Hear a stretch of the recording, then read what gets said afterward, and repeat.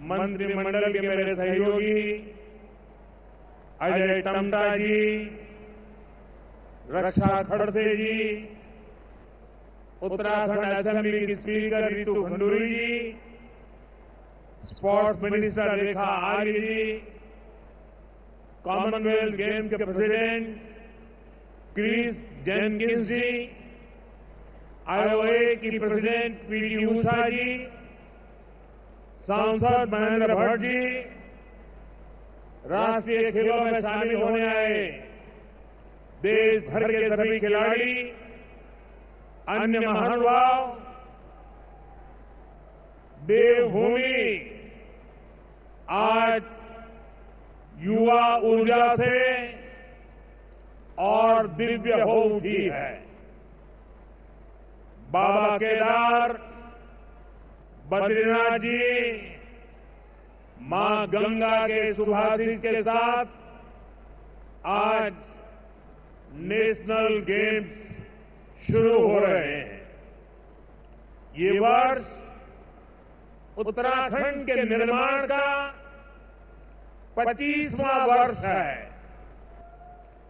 इस युवा राज्य में देश के कोने कोने से आए हजारों युवा अपना सामर्थ्य दिखाने वाले हैं। एक भारत श्रेष्ठ भारत की बड़ी सुंदर तस्वीर यहां दिख रही है। नेशनल गेम्स में इस बार भी कई देसी पारंपरिक खेलों को शामिल किया गया है। इस बार के नेशनल गेम्स एक प्रकार से ग्रीन गेम्स भी है। इसमें एनवायरमेंट फ्रेंडली चीजों का काफी इस्तेमाल हो रहा है। नेशनल गेम्स में मिलने वाले सभी मेडल और ट्रॉफियां भी ई वेस्ट से बनी है।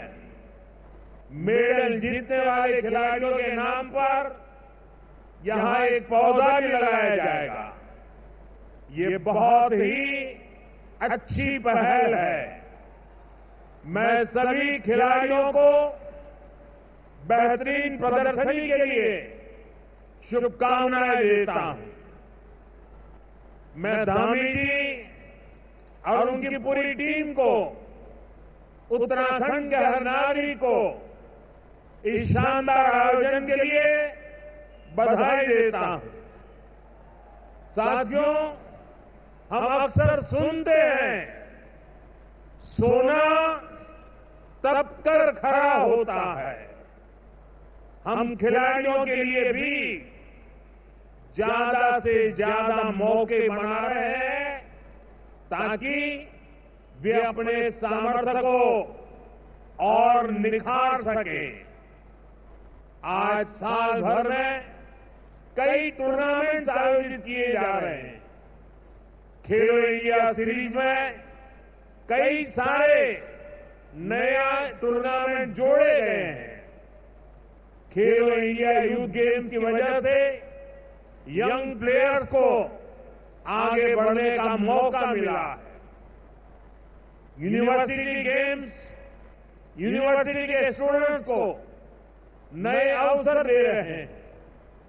खेलो इंडिया पैरा गेम से पैरा एथलीट की परफॉर्मेंस नए नए अचीवमेंट कर रही है।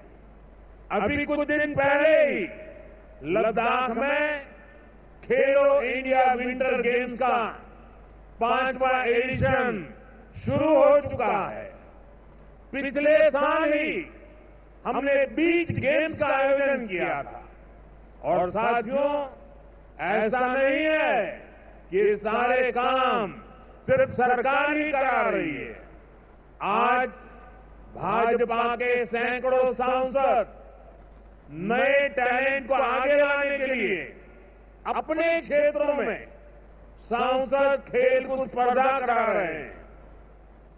मैं भी काशी का सांसद हूं। अगर मैं सिर्फ अपने संसदीय क्षेत्र की बात करूं तो सांसद खेल प्रतियोगिता में हर साल काशी संसदीय क्षेत्र में करीब 2.5 लाख युवाओं को खेलने का, खिलने का मौका मिल रहा है। यानी देश में खेलों का एक खूबसूरत गुलदस्ता तैयार हो गया है, जिसमें हर सीजन में फूल खिलते हैं, लगातार टूर्नामेंट होते हैं। साथियों, हम स्पोर्ट्स को भारत के सर्वांगीण विकास का एक प्रमुख माध्यम मानते हैं। जब कोई देश स्पोर्ट्स में आगे बढ़ता है तो देश की शान भी बढ़ती है, देश का प्रोफाइल भी बढ़ता है। इसलिए आज स्पोर्ट्स को भारत के विकास से जोड़ा जा रहा है। हम इसे भारत के युवाओं के आत्मविश्वास से जोड़ रहे हैं। आज भारत दुनिया की तीसरी बड़ी आर्थिक ताकत बनने की ओर अग्रसर है। इसमें स्पोर्ट्स इकोनॉमी का बड़ा हिस्सा हो, ये हमारा प्रयास है। आप जानते हैं, किसी स्पोर्ट्स में सिर्फ एक खिलाड़ी ही नहीं खेलता, उसके पीछे एक पूरा इकोसिस्टम होता है। कोच होते हैं, ट्रेनर होते हैं, न्यूट्रिशन और फिटनेस पर ध्यान देने वाले लोग होते हैं, डॉक्टर होते हैं, इक्विपमेंट्स होते हैं। यानी इसमें सर्विस और मैन्युफैक्चरिंग दोनों के लिए स्कोप होता है। ये जो अलग अलग स्पोर्ट्स का सामान पूरी दुनिया के खिलाड़ी यूज करते हैं, भारत उनका क्वालिटी मैन्युफैक्चरर बन रहा है। यहां से मेरठ ज्यादा दूर नहीं है, वहां स्पोर्ट्स का सामान बनाने वाली 35,000 से ज्यादा छोटी बड़ी फैक्ट्रियां हैं। इनमें 3 लाख से अधिक लोग काम कर रहे हैं। ये इकोसिस्टम देश के कोने कोने में बने, आज देश इसके लिए काम कर रहा है। साथियों, कुछ समय पहले मुझे दिल्ली में अपने आवास पर ओलंपिक्स टीम से मिलने का अवसर मिला। बातचीत के दौरान एक साथी ने पीएम की नई परिभाषा बताई थी। उन्होंने कहा कि देश के खिलाड़ी मुझे पीएम यानी प्राइम मिनिस्टर नहीं, बल्कि परम मित्र मानते हैं।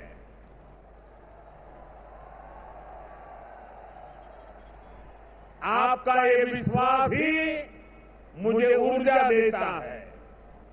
मेरा आप सभी के टैलेंट पर, आपके सामर्थ्य पर पूरा भरोसा है। हमारी पूरी कोशिश है आपका सामर्थ्य बढ़े, आपके खेलने और निखार आए। बीते 10 सालों में देखिए, आपके टैलेंट को सपोर्ट करने पर हमने निरंतर फोकस किया। 10 साल पहले स्पोर्ट्स का जो बजट था, वो आज 3 गुना से ज्यादा हो चुका है। टॉप स्कीम के तहत ही देश के दर्जनों खिलाड़ियों पर सैकड़ों करोड़ रुपए का निवेश किया जा रहा है। खेलो इंडिया प्रोग्राम के तहत देश भर में आधुनिक स्पोर्ट्स इंफ्रास्ट्रक्चर बनाया जा रहा है। आज स्कूल में भी स्पोर्ट्स को मेनस्ट्रीम किया गया है। देश की पहली स्पोर्ट्स यूनिवर्सिटी भी मणिपुर में बन रही है। साथियों, सरकार के इन प्रयासों का नतीजा हम ग्राउंड पर देख रहे हैं। मेडल टेल में दिखाई दे रहा है। आज हर इंटरनेशनल इवेंट में भारतीय खिलाड़ी अपना परचम लहरा रहे हैं। ओलंपिक्स और पैरालंपिक्स में हमारे खिलाड़ियों ने इतना अच्छा प्रदर्शन किया है, उत्तराखंड से भी कितने ही खिलाड़ियों ने मेडल जीते हैं। मुझे खुशी है कि बहुत से मेडल विनर आज आपका हौसला बढ़ाने के लिए यहां इस वेन्यू पर भी आए हैं। साथियों, हॉकी में पुराने गौरवशाली दिन वापस लौट रहे हैं। अभी कुछ दिन पहले ही हमारी खो खो टीम ने वर्ल्ड कप जीता है। हमारे गुकेश जी ने विश्व शतरंज चैंपियनशिप का खिताब जीता तो दुनिया हैरान रह गई। कोनेरू हम्पी महिला विश्व रैपिड शतरंज चैंपियन बनी। ये सफलता दिखाती है कि भारत में कैसे स्पोर्ट्स अब सिर्फ एक्स्ट्रा करिकुलर एक्टिविटी नहीं रह गया है। अब हमारे युवा स्पोर्ट्स को प्रमुख कैरियर चॉइस मानकर काम कर रहे हैं। साथियों, जैसे हमारे खिलाड़ी हमेशा बड़े लक्ष्य लेकर चलते हैं, वैसे ही हमारा देश भी बड़े संकल्प लेकर आगे बढ़ रहा है। आप सभी जानते हैं कि भारत 2036 ओलंपिक्स की मेजबानी के लिए पूरा जोर लगा रहा है। जब भारत में ओलंपिक होगा तो वो भारत के स्पोर्ट्स को एक नए आसमान पर ले जाएगा।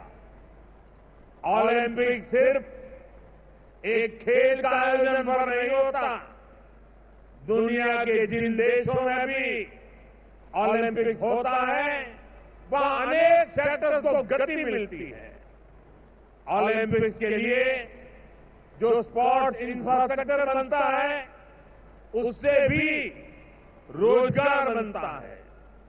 भविष्य में खिलाड़ियों के लिए बेहतर सुविधाएं बनती हैं। जिस शहर में ओलंपिक्स होता है वहां नया कनेक्टिविटी इंफ्रास्ट्रक्चर बनता है। इससे कंस्ट्रक्शन से जुड़ी इंडस्ट्री को बल मिलता है, ट्रांसपोर्ट से जुड़ा सेक्टर आगे बढ़ता है और सबसे बड़ा फायदा तो देश के टूरिज्म को मिलता है। अनेकों नए होटल बनते हैं, दुनिया भर से लोग ओलंपिक्स में हिस्सा लेने और गेम्स देखने आते हैं। इसका पूरे देश को फायदा होता है। जैसे ये नेशनल गेम्स का आयोजन यहां देवभूमि उत्तराखंड में हो रहा है। यहां जो दर्शक देश के दूसरे हिस्से से आएंगे वो उत्तराखंड के दूसरे हिस्सों में भी जाएंगे। यानी स्पोर्ट के एक इवेंट से सिर्फ खिलाड़ियों को ही फायदा नहीं होता बल्कि बहुत से अन्य सेक्टर्स भी, इकोनॉमी भी इससे ग्रो करती है। साथियों, आज दुनिया कह रही है 21वीं सदी भारत की सदी है और यहां बाबा केदार के दर्शन के बाद मेरे मुंह से, मेरे दिल से अचानक ही निकला था ये उत्तराखंड का दशक है। मुझे खुशी है कि उत्तराखंड तेजी से प्रगति कर रहा है। कल ही उत्तराखंड देश का ऐसा राज्य बना है जिसने यूनिफॉर्म सिविल कोड, समान नागरिक संहिता लागू की। मैं कभी कभी इसे सेक्युलर सिविल कोड भी कहता हूं। समान नागरिक संहिता हमारी बेटियां, माताओं बहनों के गरिमापूर्ण जीवन का आधार बनेगी। यूनिफॉर्म सिविल कोड से लोकतंत्र की स्पिरिट को मजबूती मिलेगी। संविधान की भावना मजबूत होगी। और मैं आज यहां स्पोर्ट के इस इवेंट में हूं तो इसे मैं आपसे जोड़कर भी देखता हूं। स्पोर्ट्समैनशिप हमें भेदभाव की हर भावना से दूर करती है। हर जीत, हर मेडल के पीछे का मंत्र होता है सबका प्रयास। स्पोर्ट से हमें टीम भावना के साथ खेलने की प्रेरणा मिलती है। यही भावना यूनिफॉर्म सिविल कोड की भी है। किसी से भेदभाव नहीं, हर कोई बराबर। मैं उत्तराखंड की भाजपा सरकार को इस ऐतिहासिक कदम के लिए बधाई देता हूं। साथियों, उत्तराखंड में पहली बार इतने बड़े पैमाने पर इस तरह के नेशनल इवेंट का आयोजन हो रहा है। ये अपने आप में बहुत बड़ी बात है। इससे यहां रोजगार के भी ज्यादा अवसर बनेंगे। यहां के युवाओं को यहीं पर काम मिलेगा। उत्तराखंड को अपने विकास के लिए और भी नए रास्ते बनाने ही होंगे। अब जैसे उत्तराखंड की अर्थव्यवस्था सिर्फ 4 धाम यात्राओं पर निर्भर नहीं रह सकती। सरकार आज सुविधाएं बढ़ाकर इन यात्राओं का आकर्षण लगातार बढ़ा रही है। हर सीजन में श्रद्धालुओं की संख्या भी नए रिकॉर्ड बना रही है। लेकिन इतना काफी नहीं है। उत्तराखंड में शीतकालीन आध्यात्मिक यात्राओं को भी प्रोत्साहित करना जरूरी है। मुझे खुशी है कि इस दिशा में भी उत्तराखंड में कुछ नए कदम उठाए गए हैं। साथियों, उत्तराखंड एक प्रकार से मेरा दूसरा घर है। मेरी भी इच्छा है कि मैं शीतकालीन यात्राओं का हिस्सा बनूं। मैं देश भर के युवाओं से भी कहूंगा कि सर्दियों में जरूर उत्तराखंड आए। तब यहां श्रद्धालुओं की संख्या भी उतनी नहीं होती। आपके लिए एडवेंचर से जुड़ी एक्टिविटी की बहुत संभावना यहां पर है। आप सभी एथलीट भी नेशनल गेम्स के बाद इनके बारे में जरूर पता करिएगा और हो सके तो देवभूमि के आतिथ्य का और ज्यादा दिनों तक आनंद उठाइएगा। साथियों, आप सभी अपने अपने राज्यों को रिप्रेजेंट करते हैं। आने वाले दिनों में आप यहां कई स्पर्धा करेंगे, अनेक नेशनल रिकॉर्ड टूटेंगे, नए रिकॉर्ड बनेंगे। आप पूरे सामर्थ्य के अनुसार अपना 100% देंगे। लेकिन मेरा आपसे कुछ आग्रह भी है। ये नेशनल गेम्स सिर्फ खेल की ही स्पर्धा नहीं है। ये एक भारत श्रेष्ठ भारत का भी एक मजबूत मंच है। ये भारत की विविधता को सेलिब्रेट करने का आयोजन है। आप कोशिश करें आपके मेडल में भारत की एकता और श्रेष्ठता की चमक भी नजर आए। आप यहां से देश के अलग अलग राज्यों की भाषा, खान पान, गीत संगीत की बेहतर जानकारी लेकर जाए।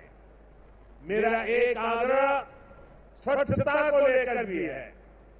देवभूमि के निवासियों के प्रयासों से उत्तराखंड प्लास्टिक मुक्त बनने की दिशा में काफी मेहनत कर रहा है, आगे बढ़ने का प्रयास कर रहा है।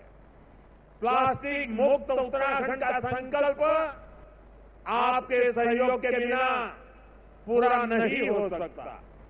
इस अभियान को सफल बनाने में जरूर अपना योगदान दें।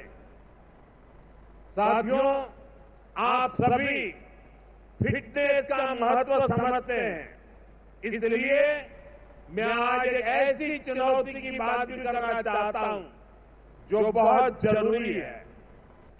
आंकड़े कहते हैं कि हमारे देश में ओबेसिटी की, मोटापे की समस्या तेजी से बढ़ रही है। देश का हर एज ग्रुप और युवा भी इससे बुरी तरह से प्रभावित हो रहे हैं। और ये चिंता की बात इसलिए भी है क्योंकि ओबेसिटी, मोटापे की वजह से डायबिटीज, हार्ट डिजीज जैसी बीमारियों का रिस्क बढ़ रहा है। मुझे संतोष है कि आज देश फिट इंडिया मूवमेंट के माध्यम से फिटनेस और हेल्दी लाइफस्टाइल के लिए जागरूक हो रहा है। ये नेशनल गेम्स भी हमें ये सिखाते हैं कि फिजिकल एक्टिविटी, डिसिप्लिन और बैलेंस लाइफ कितनी जरूरी है। आज मैं देशवासियों से कहूंगा, दो चीजों पर जरूर फोकस करें। ये दो चीजें एक्सरसाइज और डाइट से जुड़ी हैं। हर दिन थोड़ा सा समय निकालकर एक्सरसाइज जरूर करिए। टहलने से लेकर वर्कआउट करने तक जो भी संभव हो अवश्य कीजिए। दूसरा ये कि अपनी डाइट पर फोकस कीजिए। बैलेंस इंटेक पर आपका फोकस हो और खाना न्यूट्रिशियस हो, पौष्टिक हो। एक और चीज हो सकती है, अपने खाने में अनहेल्दी फैट, तेल को थोड़ा कम करें। अब जैसे हमारे सामान्य घरों में महीने की शुरुआत में राशन आता है, अब तक अगर आप हर महीने 2 लीटर खाने का तेल घर लाते थे तो इसमें कम से कम 10% की कटौती करिए। हम हर दिन जितना तेल यूज करते हैं उसको 10% कम करें। ये ओबेसिटी से बचने के कुछ रास्ते हमें खोजने पड़ेंगे। एक ऐसे छोटे छोटे कदम उठाने से आपकी हेल्थ में बहुत बड़ा चेंज आ सकता है। और यही तो हमारे बड़े बुजुर्ग करते थे। वो ताजी चीजें, नेचुरल चीजें, बैलेंस मील खाते थे। एक स्वस्थ तन ही स्वस्थ मन और स्वस्थ राष्ट्र का निर्माण कर सकता है। मैं राज्य सरकारों, स्कूलों, ऑफिसों और कम्युनिटी लीडर से भी कहूंगा कि वो उसे लेकर जागरूकता फैलाए। आप सभी को तो बहुत सारा प्रैक्टिकल एक्सपीरियंस है। मैं चाहता हूं कि आप सही न्यूट्रिशन की जानकारी निरंतर लोगों तक पहुंचाए। आइए हम सब मिलकर एक फिट इंडिया बनाएं। इसी आह्वान के साथ साथियों, वैसे मेरा दायित्व होता है नेशनल गेम्स की शुरुआत करवाने का, लेकिन मैं आज आप सबको जोड़ करके करना चाहता हूं। तो इस गेम के शुभारंभ के लिए आप अपने मोबाइल के फ्लैश लाइट चालू कीजिए। आप सब अपने मोबाइल के फ्लैश लाइट चालू कीजिए। सबके मोबाइल के फ्लैश लाइट चालू हो। आप सबके मोबाइल के फ्लैश लाइट चालू हो। आप सबके साथ मिलकर मैं 38वें नेशनल गेम की शुरुआत की घोषणा करता हूं। एक बार फिर आप सभी को बहुत बहुत शुभकामनाएं। धन्यवाद।